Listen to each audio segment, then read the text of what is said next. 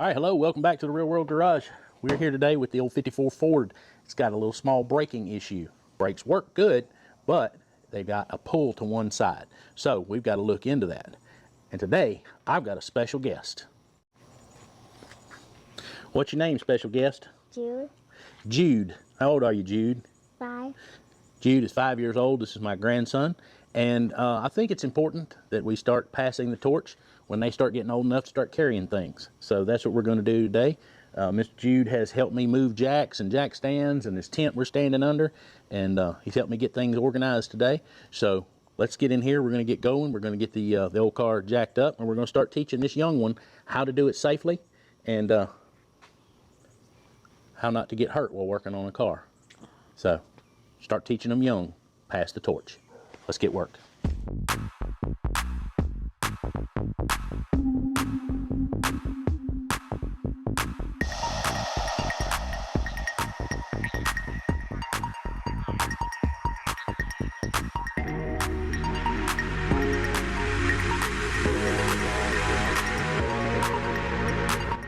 All right, we're gonna take the wheel off now. Get this fan blowing where we are. All right. 13/16, all right?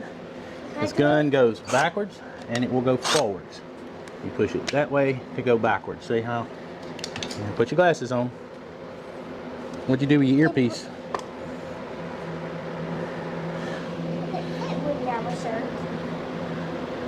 Let me see. You're putting it on upside down. All right, give me here. I'm gonna have to glue that or something. I'm gonna put it forwards because. Well, you can't put it forward because we gotta take them off. All right. This is a 13/16. I'm gonna show you how to do it. Stick it on there.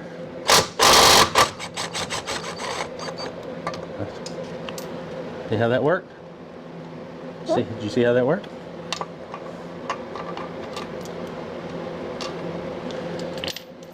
You want to pull it? You want to do the next one? Here. All right. Pull it. Go ahead. Go ahead. Go ahead. Go ahead. Keep going. Pull it and hold it. There you go. That's it. That's all we got there. We got these spinners on here, and I'll have to turn it just a little bit to get it off. You want to do this one? Hey. Glasses down. Good. All right. That's it.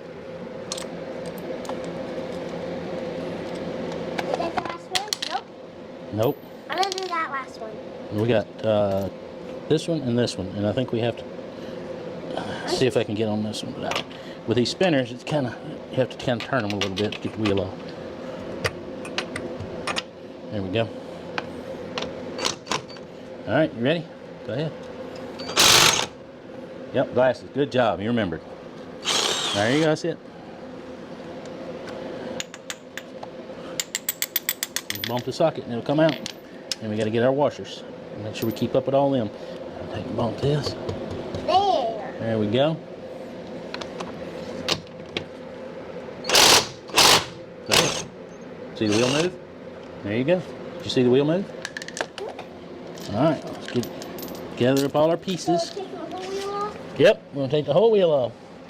We got cobwebs growing under here. We got to drive this thing more. Sure do. All right, grab it and pull it. Now drag it back. There. Okay, drag it back. All right. Alrighty. Got the wheel on. Now, they can drop all the lug nuts and stuff down inside there. Make sure I'm not sure if the spinner will touch. Nope, it doesn't. Now you take your tire and you shove under the car. Because if it fell, the tire would help catch it. All right, let's go get my work seat. All right, so here we are. Got the old Ford picked up. Jude helped me get the wheel off, helped me get it jacked up, and now it's time to get the castle nut off and get this cotter pin out. So, with drum brakes like this, the hub and drum have to come off on the front to gain access to your brakes. So, take your side cutters and bend your cotter pin back straight as you can. If it'll let you. Sometimes it's a little aggravating. There we go. Come on. I have more. I'll replace it. Now, to get this drum off, I'm probably going to have to loosen the brakes, the adjustment on the brakes, because they are likely will hang if I don't. Keep a nice clean rag, cleanish. Let's see if the drum's gonna come off. Probably not. That's what I figured. So, that is a brake spoon, and you use it to back the brakes off. On this old 54 Ford, there are no self-adjusters, so the adjusting wheel will go backwards without having to release anything. I just have to remember which way to turn it. Let's get to work. Well, we've already been to work, Mr. Man. Mr. Man been over here playing with the cat. Well, I've been working. All right, I'm so watching you now. okay, he's over here watching me now, guys. I think that's the right direction. I'll know if it's wrong in a minute. I think it's the wrong way. Bless you. Okay. Bless you. It's been a while.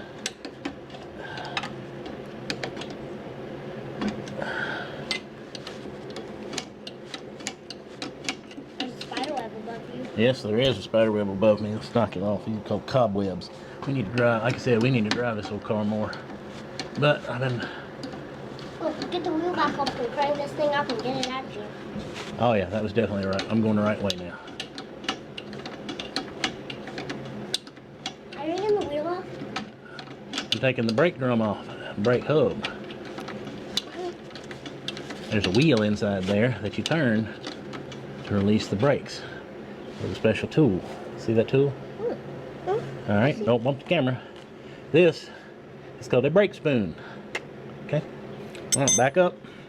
I'm gonna come out and we're going to see if we can get the hub off. You scoot that way. All right. It's spider web. There we go. Oh yeah, you did it. Gently catch the bearing like that.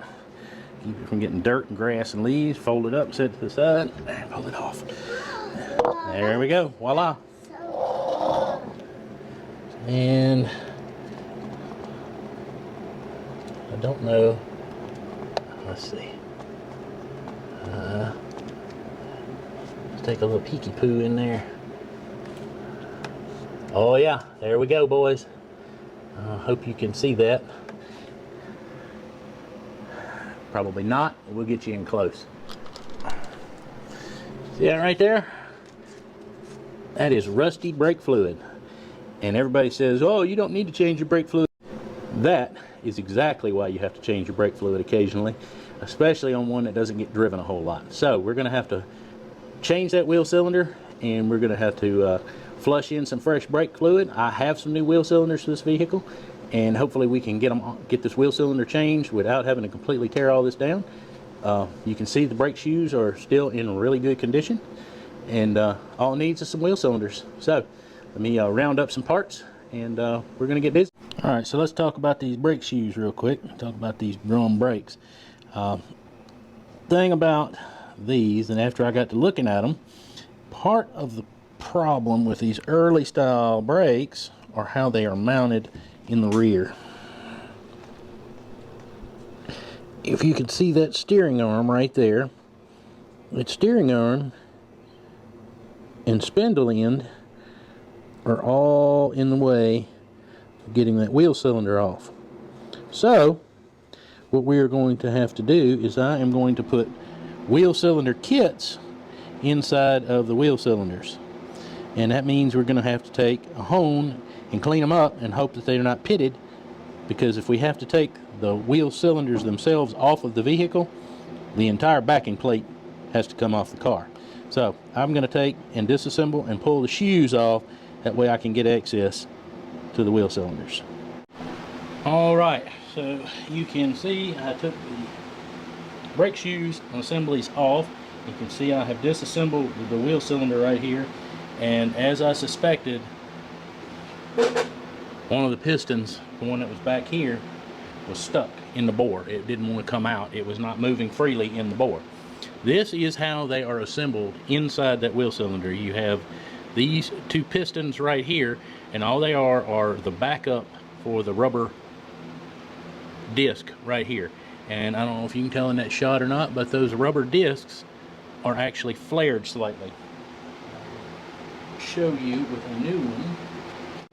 Alright, so as you can see right here, this is a new one. You can see how it is kind of cone shaped. Alright, and as you apply the pressure with your brake pedal, it forces brake fluid right here and pushes out on these pistons. These pistons are cup shaped, as you can see right there, and they have pins right here that fit into it. Let's see if we can pick this up without dropping the whole rig. You see those pins right there? Your wheel cylinder goes in between there, and this is what actually pushes your brake shoes apart. Oops, dropped them. That's alright, we're getting ready to rebuild them. I think you've got the idea on how it works. We're going to get all this stuff cleaned up, and I'll show you how we clean up and prepare the wheel cylinder for rebuild. One of the things you can see that I did, I'm trying to stop the run of brake fluid from going everywhere all over my floor, and I'm going to flush it out eventually, but while I'm working on this rebuilding the cylinder, I didn't want to have fluid going everywhere. Now, first thing I'm going to do, I'm going to hose out any heavy debris out from inside the wheel cylinder. Next thing I'm going to do, I'm going to take me Scotch-Brite, wet it with a little brake clean. I'm going to roll it up. I'm going to stick it in there. I'm going to work it back and forth, get any heavy debris out. Just work it back and forth, get it cleaned up. Alright, now next thing I'm going to do, and I've got the heavy stuff out, I'm going to bring in my wheel cylinder hone, and we're going to hone that thing out. Alright, got set up on the head. I got me a little cup, that's brake fluid. And your honing wheel cylinders, the only thing you need to be lubing your wheel cylinder with is brake fluid. I soaked the hone. This is a 2-stone hone, spring hone, and you don't want to use anything again but brake fluid when you're doing cylinders, brake cylinders. And just like this, cylinders on an engine. Cycle up and back and forth in the center, best you can. Oh, and don't break your hone. Try not to come out too far and bust your hone like I just did there. Well, it happens. There's still honing material left on there. It'll still do its job. I have some more stones over there if I have to replace it. But yeah, don't do what I just did. And that's what happens when you're trying to film and talk. Sometimes you don't get all the focus you need. So let's see if it's going to be okay or if it's going to be a problem. Like I said, yeah, it's going to be dragging the backside of it and be steel on steel, and I won't be doing like I need to. Won't be honing properly, so let's take that out. I've got more stones over there. We'll replace it in a second. Just have to be more careful. All right, so there we go. I got my new the hone replaced. Got it soaked in a little brake fluid, and we're ready to start honing again. So let me get it chucked back up in the drill, and I'll get busy.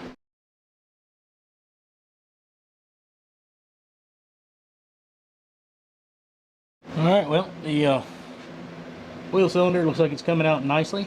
There is very little pitting, and what pitting there is like right in the very middle, where it is not going to be an issue for this wheel cylinder at all, because where the pitting is will not be where the plungers of the wheel cylinder push and work. So we're going to go ahead and continue to do a little more cleanup, and then we're going to see about putting this wheel cylinder back together.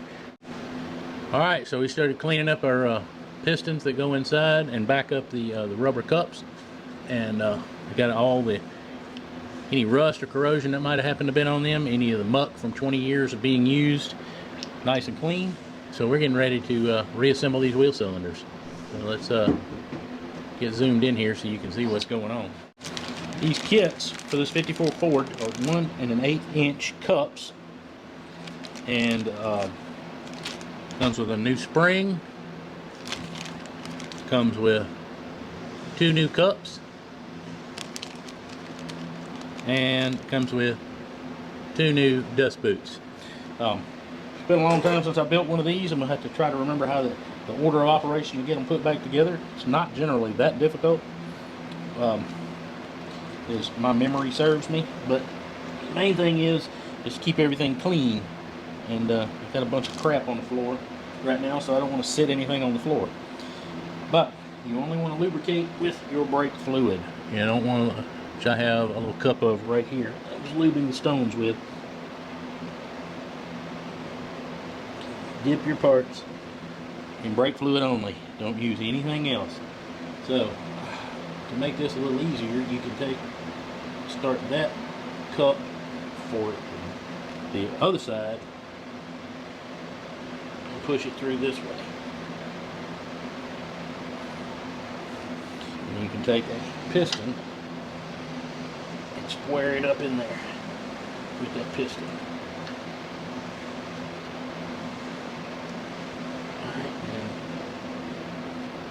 Dust boot. Go ahead and get it installed. There's a groove it goes in, and you just look to get it caught in that groove. It may take both of my hands.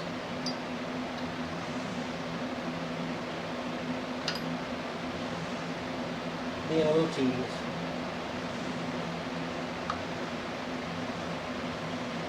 There it went. You just stretch it around until you get her on there. Like I said, there's a groove that goes around here. I'll roll it around. You can see that there's a little lip, and it fits right in that groove and holds it in place. All right, we'll lube this one. We got her soaked down with some brake fluid. Put our spring in place. And get this one going. All right, got her started. The other thing you got to remember is that in order for this to seal, the flares have to be out and facing into the middle. Take the piston, slowly push it in. Try not to push the other one out the back side. Place our brake on. Push the brake fluid backwards a little bit. Knock the brake coming back off. There we go.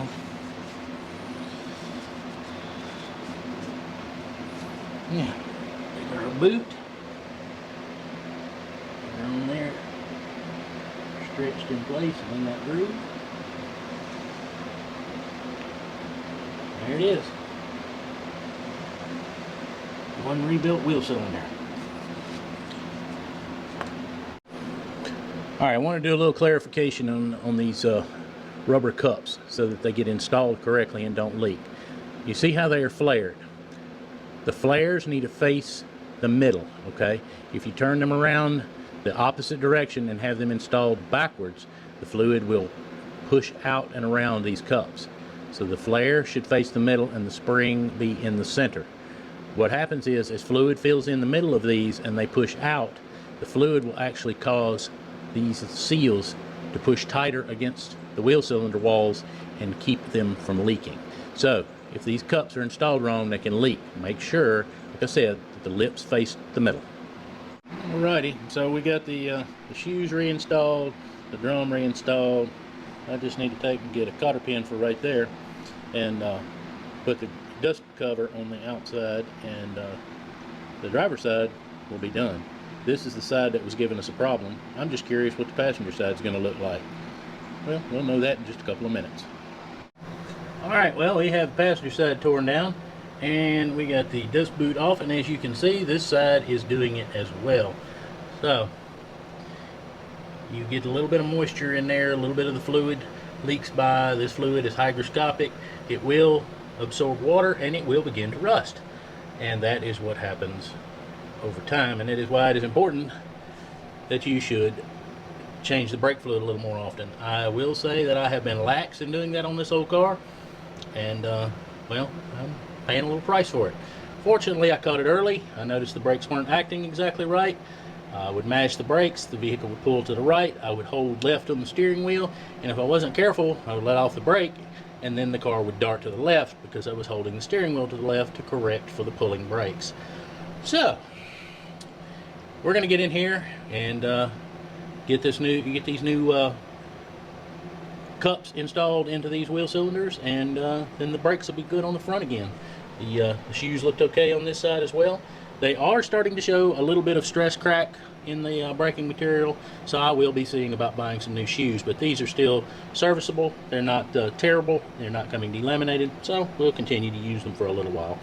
These are probably some of the easiest brake shoes to install for drums of all drum brakes. Pretty simple, only 3 springs and 2 backing retainers and 1 wheel cylinder. These are easy. Well, as you can see there on the passenger side, we've got it reassembled. We did the same process as we did on the driver's side, honed it out, cleaned it up, put the new cups in, and let it out, and got all the air out of both sides. So tomorrow we'll get the wheels reinstalled and take her for a test drive. Right now, I gotta go cook on the grill.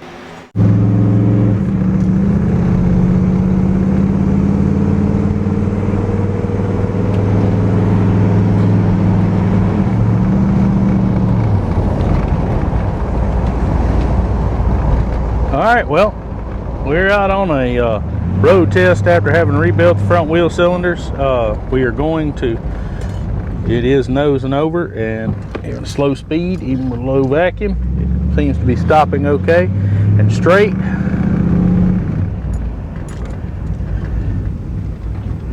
Feels pretty good. Feels about like it always did at this point. Problem with the cam is I probably need an extra brake booster. I need an extra, excuse me, not brake booster. Probably need extra vacuum source. I got a windsock on. I hope my wind's not getting you, but I've got these vent windows blowing air in on me, and I really do hope it's not blowing my audio out.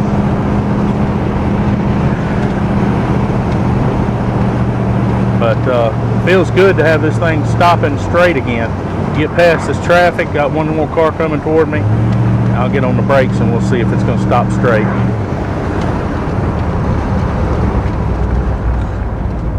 Oh yeah, she's got a little drift because there's some wear in the steering box, but before, when I was mashing on the brakes, you feel it pulling to one side because the pistons were not. Oh yeah, we got brakes. Much better than they were.